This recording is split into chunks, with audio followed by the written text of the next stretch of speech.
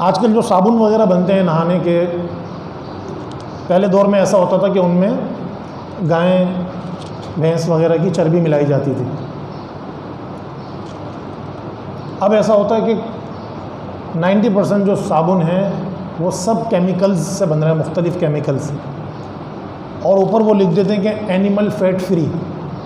کہ اس میں کسی جانور کی چربی نہیں ہے۔ چلو اگر سور کی چربی نہیں ہوتی تو ظاہر ہے صحیح بات ہے، نہیں ہونی چاہیے حرام جانور کی چربی۔ اب اس کو انسان سمجھتا ہے کہ یہ صحیح ہے بھائی، اینیمل فیٹ فری ہے، اس میں جانوروں کی چربی نہیں ہے، تو بڑا اچھا صابن ہوگا بھائی، اس میں چربی نہیں ہوگی، یہ ہم اچھا سمجھ رہے ہیں اس کو۔ حالانکہ جانور کی چربی صابن میں ہونا وہ انسان کے لیے مفید ہے، انسان بھی حیوان ہے اور جانور بھی حیوان ہے، اور ان کی جو چیزیں ہیں ایک دوسرے سے میچ کرتی ہیں، موافق ہیں۔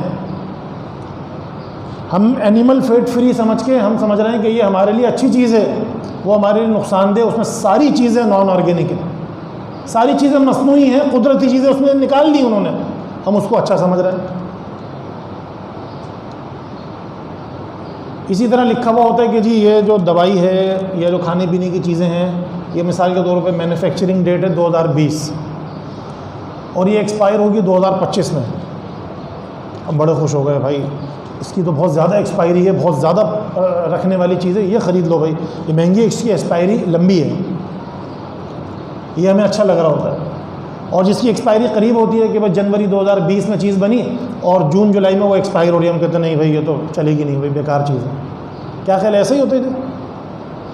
ایسا ہی ہوتا ہے نا، ہم لوگ اس کو اچھا سمجھ ہوتا ہے لمبی ایکسپائری والی چیز۔ اس کا دوسرا پہلو کیا ہے کہ لمبی ایکسپائری والی چیز میں وہ ایسے کیمیکلز، ایسے حفاظت کرنے والے اجزاء ملا رہے ہیں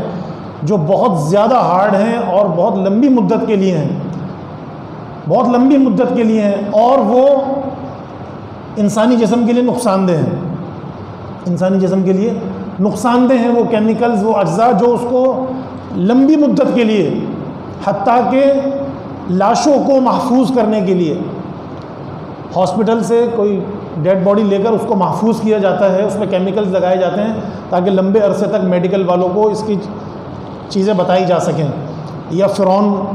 جو ہے وہ اس کی لاشیں حنوط کی جاتی تھی، اب بھی یہ سلسلہ ہوتا ہے، لاشوں کو حنوط کیا جاتا ہے۔ وہ کیمیکلز تک ملائے جا رہے ہیں کھانے پینے کی چیزوں میں تاکہ یہ چیزیں پریزرو رہیں، محفوظ رہیں، زیادہ عرصے تک چلیں۔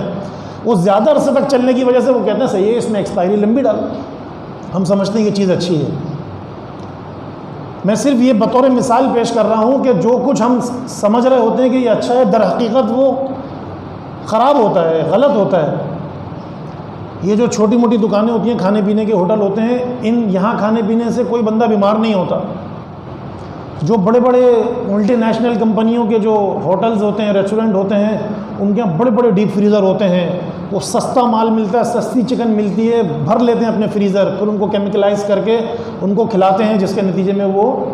لوگ بیمار ہوتے ہیں وہاں کا کھا کے۔ غریب آدمی ہوتا ہے، اس کے پاس فریج رکھنے کے پیسے نہیں ہوتے، انویسٹ کرنے کا پیسہ ہی نہیں ہوتا، وہ روز کے روز خریدتا ہے، تازہ روز کے روز بیچتا ہے، وہاں سے کھا کے کوئی بیمار نہیں ہوتا۔ ہم کہتے ہیں نہیں، مکھیاں بھنک رہی ہیں، کیا اس کی صفائی کا انتظام نہیں ہے،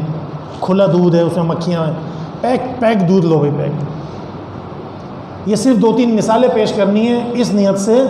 کہ بظاہر جو کچھ ہے حقیقت میں وہ کچھ نہیں ہے، ہمیں معلومات ہونی چاہیے۔ رسول اللہ صلی اللہ علیہ وسلم کی حدیث ہے، جناب ابو ذر غفاری رضی اللہ عنہ سے مروی ہے، حدیث طویل ہے، اس کا ایک جملہ آپ کے سامنے پیش کرتا ہوں۔ نبی علیہ الصلوۃ والسلام نے فرمایا، ينبغي للعاقل ان يعرف بزمانه، عقل مند کے لیے یہ ضروری ہے کہ وہ اپنے دور کے حالات کا علم رکھتا ہو، جس دور میں وہ جی رہا ہے اس دور کی باتوں کا، اس دور کے حالات کا وہ علم رکھتا ہو۔ ینبغی للعاقل، عقل مند وہ ہے کہ جو اپنے زمانے کو، اپنے دور کو اچھی طرح جانتا ہو، سمجھتا ہو۔ ہمیں چاہیے کہ ہم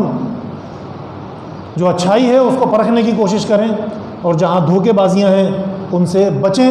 اور نالج حاصل کریں، علم حاصل کریں، تاکہ اللہ تعالی ہمیں صحت بھی عطا فرمائے اور ہمارا دین بھی محفوظ رہ سکے۔